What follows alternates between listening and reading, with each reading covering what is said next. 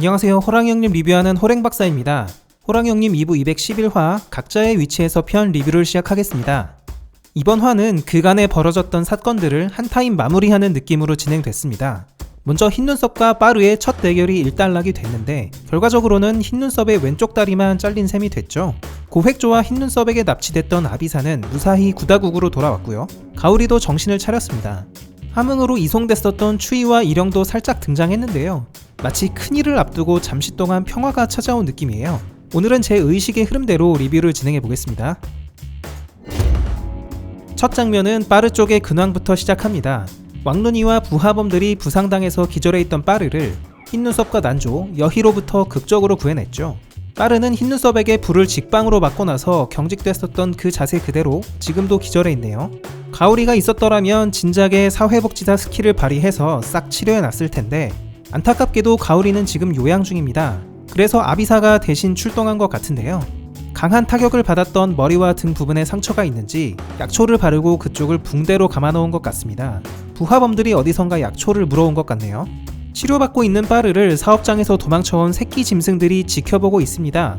흰 릴라, 반달곰, 쥐돌이는 얼음굴에서 산군을 목격한 뒤로 한동안 소식이 없었는데 오늘은 실루엣만 잠깐 등장했네요. 그러고 보니까 얼음굴 산군을 보러 갔었던 아랑사와 무케는 특별한 이벤트 없이 복귀한 것 같습니다.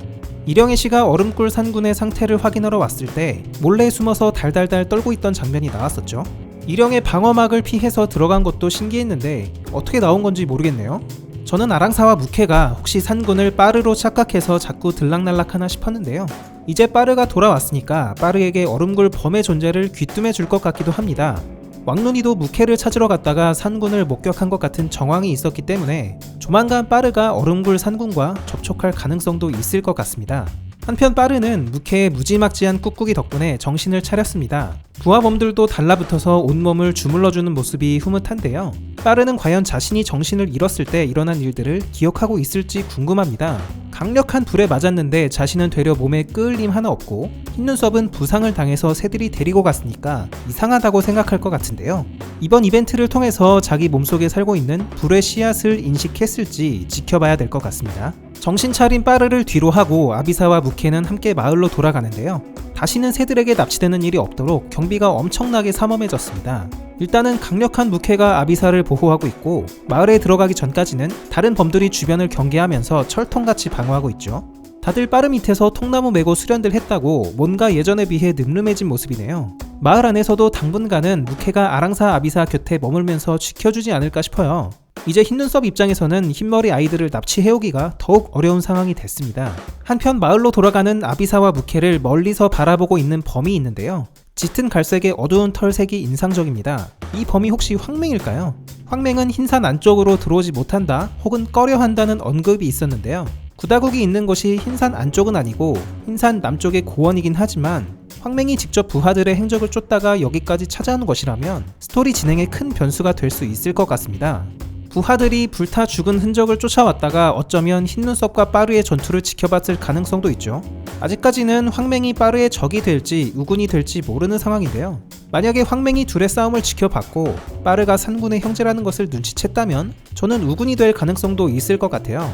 너네 아빠는 아르고 네 형제는 산군이다. 산군은 흰머리 아이를 지켜왔다. 그리고 흰눈썹은 그 아이를 뺏으려고 한다. 황맹이 빠르에게 이런 얘기들을 해줄 수가 있겠죠. 반대로 묻지도 따지지도 않고 빠르를 죽이려고 할 가능성도 당연히 있습니다. 빠르의 불을 지켜봤다면 빠르를 추적하던 부하들이 불타 죽은 것을 보고 오해할 여지가 있기 때문이죠. 빠르가 위령선을 구한다고 황맹의 영토를 침범하기도 했고요. 지금은 빠르가 큰 부상을 당한 상태라서 황맹과 정면 승부는 어려울 것 같긴 한데요. 일단은 저 갈색범이 정말 황맹인지 조금 더 지켜봐야 될 것 같습니다. 다시 장면이 전환되고 이번에는 가오리와 구다국 쪽으로 이야기가 넘어갑니다. 가오리는 마을로 돌아온 후에도 닷새 동안이나 정신을 차리지 못한 것으로 나오는데요. 가오리 주변으로 빠르의 부하범들이 가져다준 위령선이 보입니다. 위령선을 다려먹이기 위해서 화덕에 불이 피워져 있는 모습이고요. 황맹 부하범의 말처럼 생으로 먹일 때보다 다려서 먹이니까 약효가 한층 강해진 것 같습니다.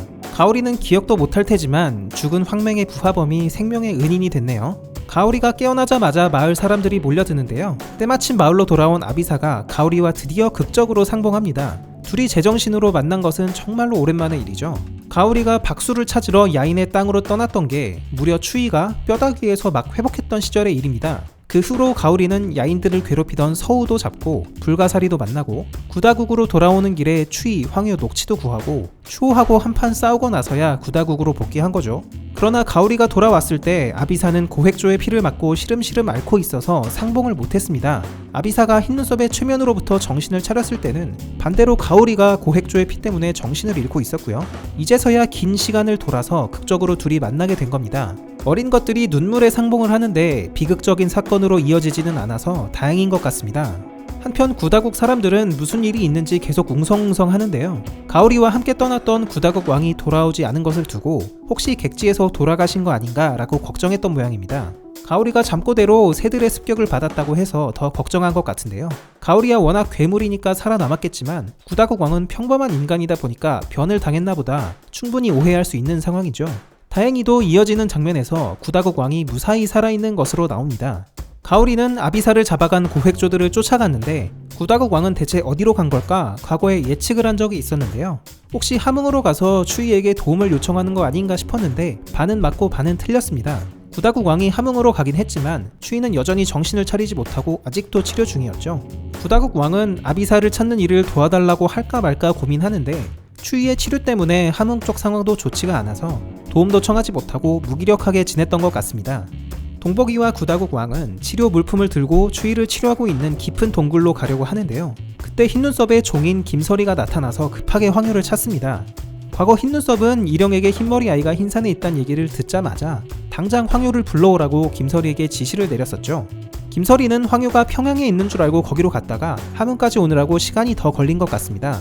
흰눈썹은 황유를 불러서 흰머리 아이 찾기에 투입시키려고 하는 것 같은데 지금쯤 녹치도 회복했을 테니까 조만간 이 둘도 흰산에 투입되지 않을까 싶습니다.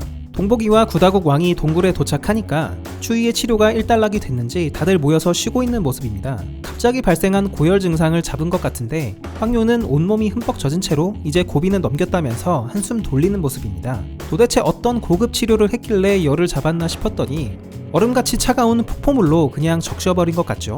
황유의 몸이 젖어있는 것도 뭔가 엄청난 시술을 해서 땀이 난 게 아니라 얼음물을 같이 맞아서 젖은 것 같습니다. 그 다음 장면이 굉장히 인상 깊었는데요. 어느 정도 정신을 차린 추이가 동굴 깊은 곳에서 폭포물을 맞으면서 앉아있는 모습이 나옵니다. 마치 수행을 하면서 운기조식하듯이 손바닥을 하늘로 놓고 있는 모습을 보니까 곧 회복할 것 같네요. 전반적으로 상처는 다 나은 것 같고 일영에게 뚫렸던 배빵이나 뼈가 으스러졌던 팔 쪽도 완전히 치료가 된 것 같습니다. 그런데 잘 치료받다가 갑자기 왜 이렇게 열이 펄펄 난 걸까요? 일영과의 싸움 후에 단약 반쪽을 먹고도 잘 회복 못하고 있다가 이번에는 고열까지 겪은 것인데요. 제대로 회복이 안 됐던 이유를 생각해보자면 일영의 명을 소멸시킨다고 자기 몸에 흡수했던 것 때문일 수도 있을 것 같고요. 아니면 무리하게 묵허 팔에 기운을 썼기 때문일 수도 있을 것 같습니다. 여튼 추이의 몸속에서 뭔가 일어나고 있는 건 확실한 것 같습니다. 만약에 추이가 치료받으면서 잠깐이라도 정신을 차렸다면 황유를 알아봤을 것인데 어쩌면 자신의 잃어버린 기억에 대해서 들었을 수도 있을 것 같아요. 추이는 붉은 산을 찾아가다가 까치목골에서 황유에 대한 기억을 살짝 되찾게 됐죠. 그래서 황유를 찾으려고 흰산에 돌아왔다가 일영과 맞닥뜨려서 싸우게 된 건데 이대로 황유와 대화 한마디 못해보고 헤어진다면 아쉬울 것 같습니다. 하지만 지금 흰눈썹이 황유에게 즉각 튀어오라고 호출을 한 상태라서 만약 추이가 그때까지 정신을 못 차린다면 이대로 헤어질 가능성도 있을 것 같습니다. 한편 황유는 구다국 왕에게 뭔가 안 좋은 일이 있다는 걸 눈치챈 것 같습니다. 도움이 필요한 일이 있거든 말씀해 달라고 폐하라는 호칭까지 붙여가면서 굉장히 공손하게 말을 하는데요. 가오리와 구다국 왕은 눈 속에서 죽어가던 황유와 녹치, 추이를 발견해서 살려줬죠. 어쩌다 보니까 생명의 은인이 된 셈인데 어쩌면 이것이 먼 훗날 황유로 하여금 내적 갈등을 일으키게 하는 원인이 될 수도 있을 것 같습니다. 만약 흰눈썹이 그토록 찾아 헤매던 흰머리 아이가 구다국에서 키우는 아이, 가오리가 지키는 아이라는 걸 황유가 알게 되면 어떻게 될까요? 흰눈썹이 흰머리 아이를 잡아오라고 명을 내리면 따르긴 해야 될 텐데 황유 성격에 나 몰라라 은혜를 저버리진 않을 것 같기도 합니다. 한편으로는 흰머리 아이들이 흰마귀의 새끼라는 사실을 알고 있기 때문에 사적인 감정 없이 임할 것 같기도 하고요. 황효가 과연 어떤 선택을 할지 개인적으로 흥미로운 부분 중에 하나입니다. 다시 장면이 전환되고 이번에는 시라무렌의 성을 점거하고 있는 일영 쪽 이야기가 나옵니다. 흰눈썹이 자신의 발이 잘린 사건 때문에 긴급하게 일영을 호출한 것 같은데요. 난조의 시녀인 여희가 흰눈썹의 이야기를 전하러 시라무렌의 성으로 간 것 같죠. 지난 리뷰에서 말씀드렸던 것처럼 흰눈썹의 발이 잘리는 사건은 많은 후폭풍을 가져올 것 같은 느낌이 듭니다. 일단은 아카가 흰눈썹의 신체가 잘린 고통을 느꼈을 것이고 무슨 일이 생겼는지 신복들을 파견해서 바로 진상 파악에 나설 가능성이 있습니다. 이번에도 수많은 관련자들이 처형을 당할 거고 흰눈썹 보호에 대해서 일정 부분을 맡았던 일영 또한 책임에서 자유로울 수가 없겠죠. 무팽이 일영의 백액을 치료해줬는지 안 해줬는지는 모르겠지만 재수없으면 일영은 백액을 한 상태로 아카를 만나야 될 수도 있습니다. 그러다가 백액을 들키기라도 한다면 흰눈썹과 짜고 벌렸던 모든 일들이 적발될 수도 있겠죠. 시라무렌 쪽의 근황도 주목해야 될 것 같습니다. 지금까지 시라무렌은 작정하고 누명을 씌우려는 일영과 흰눈썹에게 속수무책으로 당하기만 했는데요. 이제 차츰차츰 그의 시간이 다가오고 있습니다. 최근 시라무렌은 자신의 비밀 부대인 누런강의 뱀들을 동원해서 일영의 뒤를 열심히 캤었죠. 그 결과 일영이 얼음굴에 아린의 범을 보관하고 있다는 것도 알아냈고 일영의 거짓말을 입증해줄 결정적인 증거까지 발견한 상태입니다. 니르어 전에 부러진 칼 조각을 시라무렌이 들여다본다면 그 검이 기억하고 있는 모든 일들을 알아낼 수가 있겠죠. 그리고 군사의 밀명을 받은 재앙이 이 모든 상황을 조율하고 있습니다. 이번에 흰눈썹과 일영에게 닥친 안 좋은 상황을 틈타서 시라무렌이 반격을 개시하지 않을까 싶기도 합니다. 안타깝게도 그의 부하들, 특히 잡졸들을 제외한 간부급은 거의 다 일영에게 죽은 것으로 보이지만요. 시라무렌이 일영의 계략을 모두 밝혀내고 이 상황을 반전시킬 수 있을지 기대해 보겠습니다. 이번 화 댓글 반응도 함께 보시겠습니다. 가장 많은 공감을 받은 댓글이 바로 구다국 폐하 보통 사람이 아닌 것 같다 라는 댓글이었는데요. 보기에는 연약해 보이는데 역시 왕이라서 그런지 담력은 일반 인간보다 훨씬 강한 것 같아요. 추이가 자신의 염주를 묶어달라고 찾아간 사람이기도 한데 염주푼 추이의 본 모습을 보고도 오줌을 지리거나 실성하지 않은 걸 보면 확실히 보통 사람이 아니긴 합니다. 추이를 처음 보고도 범상치 않다, 사람이 아닌 것 같다고 느껴서 가오리를 박수에게 보낸 것도 구다국 왕이었죠. 심지어는 추이의 본 모습을 보고 정체를 알게 된 후에도 사람이 아니면 또 어떻냐 라면서 배척하거나 무서워하지 않는 모습까지 보여줍니다. 왕은 왕이에요. 추이가 벙어리에서 돌아온 뒤로는 구다국 사람들을 가까이에서 만난 적은 없었는데요. 어쩌면 이번에 구다국 왕과 처음으로 대화를 하는 모습이 나올지도 모르겠습니다. 그리고 지금 분위기가 흡사 과거의 폭풍 전야 때를 보는 것 같다는 의견도 많았습니다.